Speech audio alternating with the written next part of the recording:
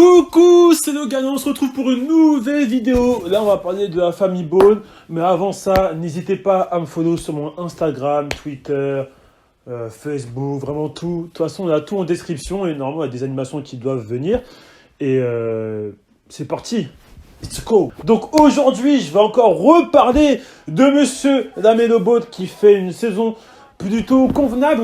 J'ai déjà fait une vidéo auparavant sur sa saison et ce que je pense de lui et pourquoi j'ai dit que pour moi ça va être l'un des meilleurs Ball, parce qu'il y a plein de gens en commentaire qui n'ont pas été d'accord avec moi et je comprends ce que vous avez dit par rapport à Lonzo Ball qui est quand même plus performant, il a plus d'expérience et en termes de shoot et même de matière en NBA, il est plus chaud. Mais je pense que vraiment sur le long terme, après je me suis mal exprimé, mais sur le long terme, je pense que vraiment il va plus évoluer que son frère en termes de shoot, etc. Et je pense encore aujourd'hui. Mais bon, après, vous n'êtes pas encore obligé d'être d'accord avec moi, ça tient qu'à moi. Bon, actuellement actuellement il est blessé, ce fou, blessé au pied, donc pour l'instant il est out.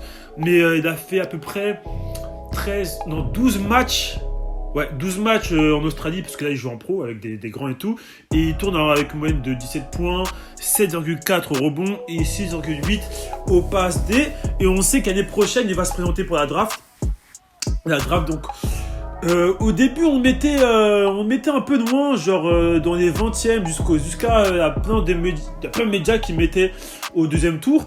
Et là, petit à petit, ça fait top 15, top 10, top 5, et là, il y a carrément des gens qui le mettent au premier choix. Moi, je le mets dans mon top 5. Voilà, je mettais peut-être 3e, 2e, mais il y a plein de gens qui le mettent en premier de la draft qui arrive. Et pour Lonzo Ball qui est son grand frère là, qui fait quand même une bonne saison à New Orleans, voilà. Bon, malgré le classement, il fait quand même une bonne saison à New Orleans, qui commence à mettre à le hyper, qui l'aide en termes de promo, etc.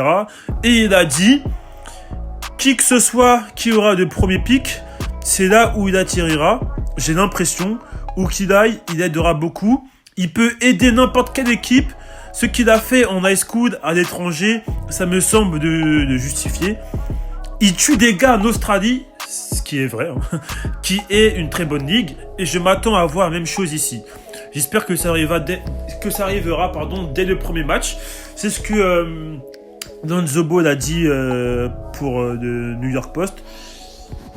Et je le rejoins et j'ai appris quand même quelques news, quelques infos pimentées.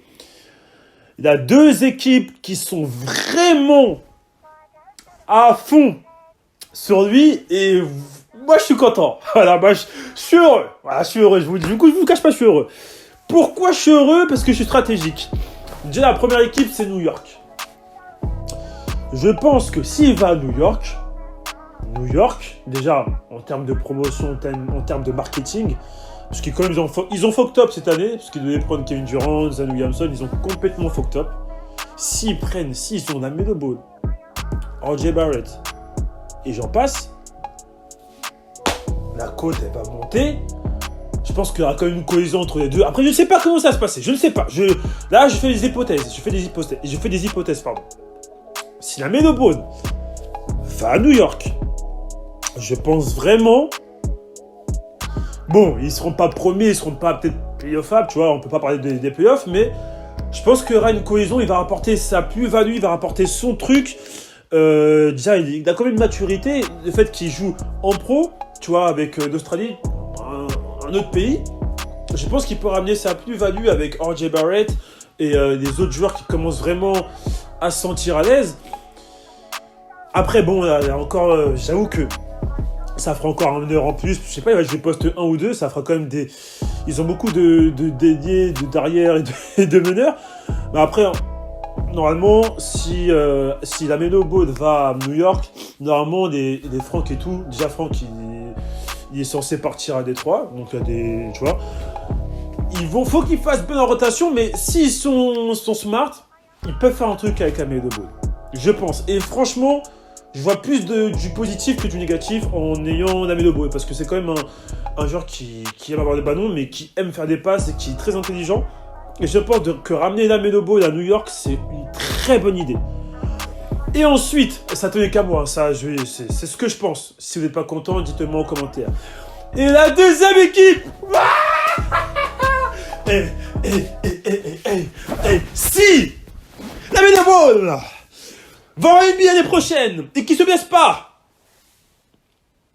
il se peut que ce joueur que j'aime tant va jouer chez les Warriors, baby. Alors si là, putain les gars, c'est le plus beau jour de ma vie. Si la Melo Ball, il joue à New York, il joue chez les Warriors, ne parlez plus, hein. Je veux rien savoir. Je veux rien savoir. Wouh! Alors, ça fait quoi? Stephen Curry, la Melo Ball, Klay Thompson, Draymond Green et Giannis Antetokounmpo, putain. Oh putain, mais là vous vous rendez pas compte, hein, parce que là, Curry il a parlé, hein, à Giannis Antetokounmpo. Giannis va venir. Giannis, si je dis pas de bêtises, il est free agent l'année prochaine. Il est agent libre. Et nous on va faire quoi? On va le prendre. Bon, miskin, normalement on va tège D'Angelo, qui est un très bon joueur. Mais si on récupère Giannis, si on récupère la Melo Ball en backup de Steph Curry ou Clay, je dis de la merde, c'est fini, hein. Clippers, Lakers, ce que tu veux, la dynastie n'est pas finie, frérot.